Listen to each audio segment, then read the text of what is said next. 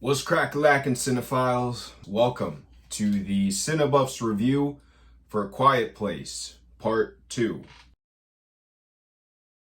A Quiet Place, Part Dos, sequel to A Quiet Place, Part Uno. Once again, centers around the Abbott family, played by Emily Blunt, Millicent Simmons, and Noah Jupe. Except, John Krasinski, who played Papa Abbott, is now dead. So their only hope is to find a new shelter in order to survive.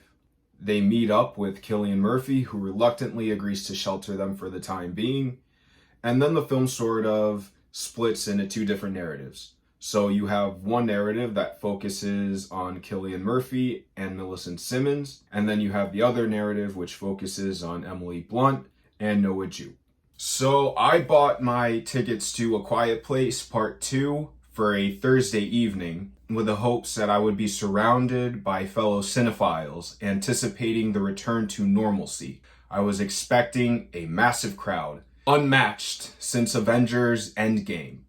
I didn't quite get that, but I did get a few people in my screening, and one of these attendees decided to bless all of us with bringing their children. So the movie essentially picks up right after the events of the first part. The farmhouse that the Abbott family lived in is completely desecrated, and they have no other option but to find a new place to live. So Emily Blunt and her kids venture out into the unknown. You see them walking on the sand trail that was set up in the first film. The only thing now is they've reached the end of that trail. This is a make or break moment for the Abbotts. Either they continue walking into an unknown future of life or death, or they go back. Emily Blunt takes her first step on the unmarked grass, and then, oh my God! Wow! Oh my God! In short, don't bring your kids to a movie. So you'd think having a bunch of rowdy kids would ruin the experience, but besides that, I did quite like A Quiet Place Part 2. Not as much as the first one, of course. It seems almost impossible to capture the magic that was A Quiet Place Part 1 and replicate that for a sequel like this. But luckily, they managed to get John Krasinski back to direct the film. So when I was watching the movie, there was just something about it, the way that Krasinski directs. He reminded me of someone.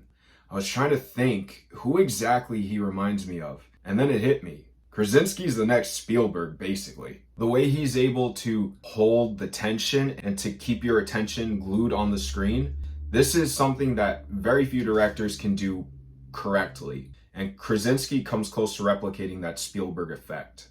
So one of the major themes of A Quiet Place Part 2 is that of legacy. So while Millicent Simmons and Noah Jupe have two separate stories going on, that theme of legacy is what carries their arc throughout the whole film, and it culminates in a final shot that is a real crowd pleaser. If my screening were packed, I guarantee you that final shot would have had everybody standing up and clapping. As I stated at the start of this review, I don't think A Quiet Place Part 2 is as strong as Part 1. I think the tension is still just as good, and the direction is spot on. The only thing is that I wasn't buying into the story as much as I bought into the story set in Part 1. So in Part 1, you have the Abbott family dealing with the loss of their son, and this happens at the start of the film. So this is a running theme throughout the first film of a family learning to accept the death of a loved one. And it's also about Millicent Simmons' character learning to accept the fact that her baby brother's death was not her fault. Essentially, the first film is Millicent Simmons' film, and it's about her arc from feeling guilty to accepting that her brother's death was not her fault. It Chapter 1 had the same thing, where Billy's baby brother died at the start of the film, and that film also has the same sort of character arc, where Billy accepts the loss of his brother and accepts that his death was not his fault. I guess people just like that trope of killing kids at the start of movies. I don't like kids, but anytime I see a kid die on screen, I'm instantly hooked. So in the end, I'm going to give A Quiet Place Part 2 a 3.5 out of 5. Not quite as strong as the first film, but it has a good amount of tension, and Krasinski is still a master behind the camera. I definitely add this to the pantheon of best sequels like Terminator 2, The Dark Knight, Aliens, and recently John Wick Chapter 2, a original IP that manages to create a sequel that's equal to or better than its predecessor. So I'd like to thank you guys for checking out this review. You can like and subscribe. I also have a blog, which I write in weekly. You can check that out, link down below. And you can also follow me on Instagram, link also provided down below. Thank you guys, and I'll see you in that next review.